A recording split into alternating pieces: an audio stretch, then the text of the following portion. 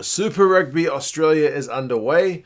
It has seen the Reds go out 32 points to 26 winners over the Waratahs. It was probably a result which is in the ballpark of what the expectations were for the Reds, but by no means would you say the Reds are off to a flyer. It was a decent win, and by no means would you write the Tars off based on that performance. It certainly wasn't always pretty, but for a first game, I think it had a heap of entertainment. And it's kind of comparable to Super Rugby Aotearoa's first game in terms of at least like the handling. I mean, I think the knock-on count for this one was 10 knock-ons. Super Rugby Aotearoa's first game had 11. So kind of similar in that regard. Maybe the penalty count for this game was a wee bit lower. The scrum count was probably a bit higher. But overall, a close game, which generally just makes for entertainment. It starts off with Liam Wright getting a try. It's on 6 minutes. He's about 5 meters out, and he goes over for a try after a bunch of pressure, a few phases after a line out, and it's 7-0 early to the Reds, and it's looking like it might be a long day at the office for the Tars. However, encouragingly for the Tars, Harry Johnson-Holm gets the first try of their season in Super Rugby Australia. Pretty much from the kickoff, they go down the other end, go through a bunch of phases of their own, and he's about a metre out when he gets his try. So it's good work from him.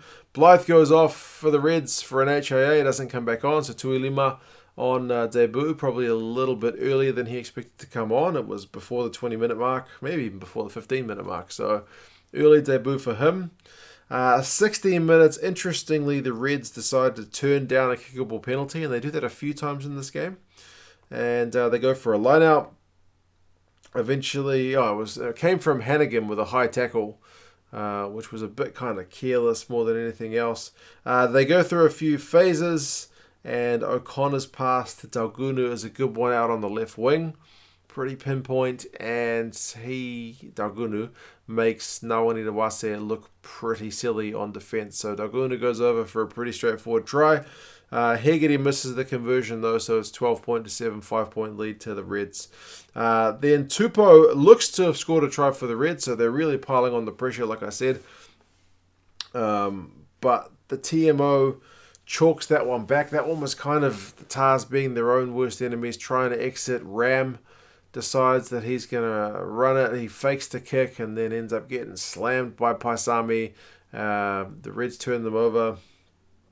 So not a really good look for the Tars at that point. They're looking kind of to be holding on by the skin of their teeth, and it doesn't get any better because at scrum time, the Reds seem to have the absolute wood all over the Tars. I should say early on, I think both sides conceded a scrum penalty. First to the Reds 1-1 and then the Tars 1-1, but then there's this long period where the Tars scrum is just getting hammered. It gets penalised. The referee gives the Tars a warning to say, look, if you get yellow carded at scrum time again, if you get penalised at scrum time again for Gus Bell, it's going to be a yellow card. Sure enough, it happens on 28 minutes. And then when you look at the scoreline and the Tars look back at the way they conceded this try, very, very disappointing. So Gus Bell gets yellow carded.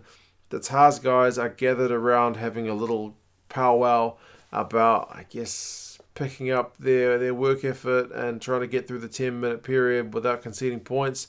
Meanwhile, Tate McDermott just picks up the ball, strolls over to the mark, easy as you like, seemingly asks the ref if he's cool to tap it and go, while most of the Tars guys have got their backs turned.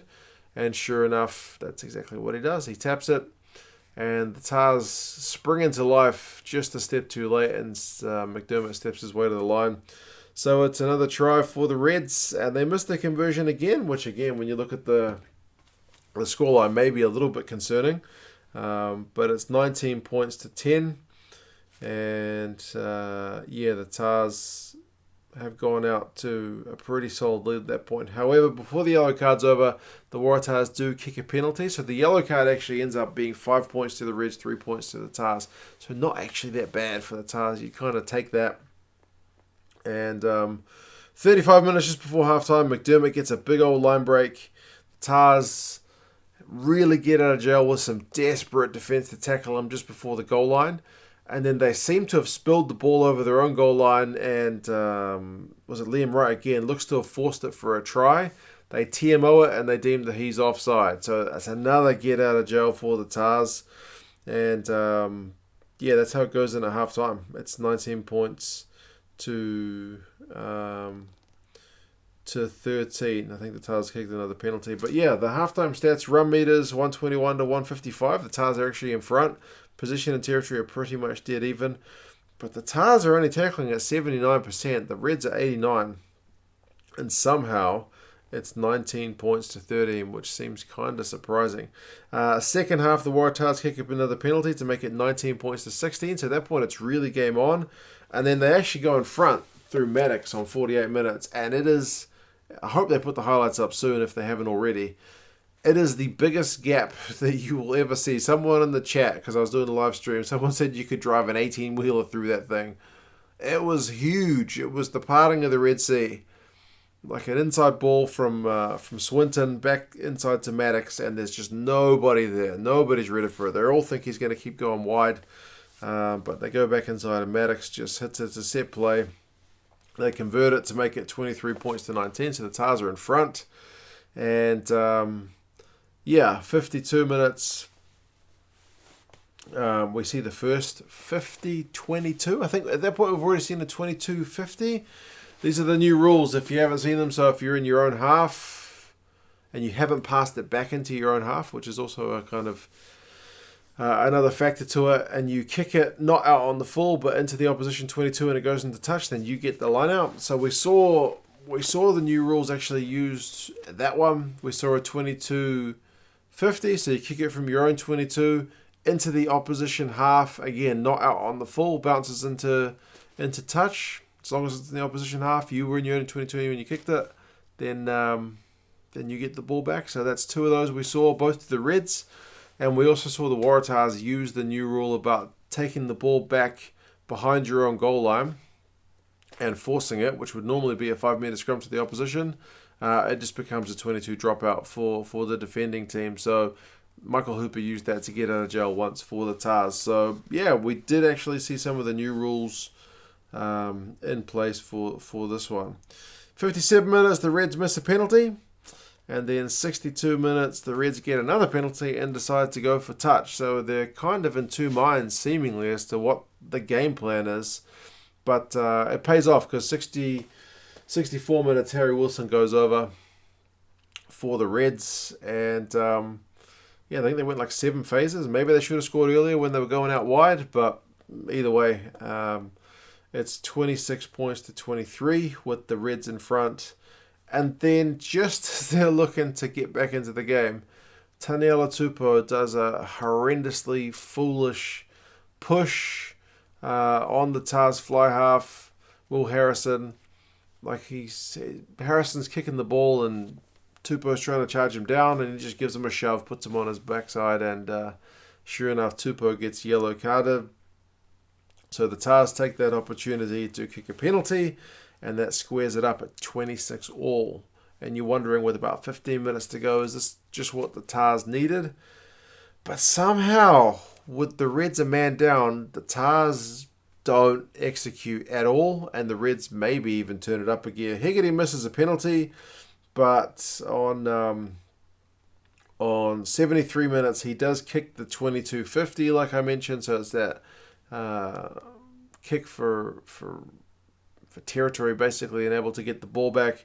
And then on 75 minutes, they give James O'Connor a chance to kick a penalty. He takes it to make it 29-26. Yellow card is over. It finishes 3 points apiece. And then right before full time, James O'Connor kicks another penalty to take it out to this final scoreline of 32-26. So, yeah, it was an interesting one. Both sides led. I feel like the Reds will be kind of amazed they didn't win by more because they had 2 tries disallowed. They had multiple kicks at goal missed. So yeah, it was relatively close in the end, which is good for the entertainment value. And as I said, the skills execution was not perfect, but it's never going to be in that first round. The penalty count was high. It was 10 to the Reds and 17 to the Waratahs. but it's still substantially lower than what we saw in the first round of Super Rugby Aotearoa. But at the breakdown, it was still pretty strictly policed for much of it.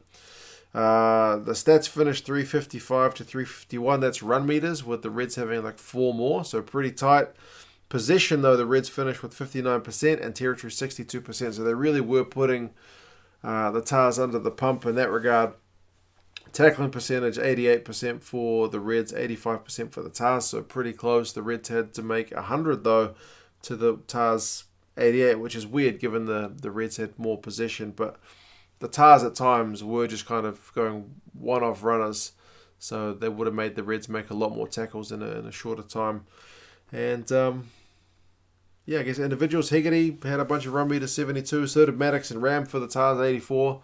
McDermott is just continuing to be proper Wallabies prospect. He had, a quick thinking try and, beat defenders. He was looking very dangerous. Wilson for the Reds had, I think, 10 from 10 tackles. Swinton had 12 from 13, but coughed the pill up 4 times, which is a bit disconcerting. But, yeah, interesting game. Good to see the Aussies get underway. Proper interstate battle, which is good to see. The crowd was obviously limited in the number of people that could go, but there were certainly people there. I know a few people like Sam and Big Will from the channel. Regulars from the channel were there and having a pretty good time. So, yeah, I hope you guys enjoyed the game if you watched it. If you haven't, I hope the highlights are up by the time I get this video up. There were certainly some good moments. I mean, Maddox's try is probably the most highlight-worthy one in terms of that gap that he went through, and McDermott's one, and how poorly the Tars switched off and how kind of quick thinking he was to go for that try. So, yeah, both sides will see. If it wasn't for some maybe mistakes of their own, they could have had a better result. The Tars maybe could have won it on another night, and the Reds on another night could have maybe even won it by a lot more. But, yeah, you guys let me know what you reckon. How do you think this game went? And, yeah, I'll talk to you again soon. See you guys later.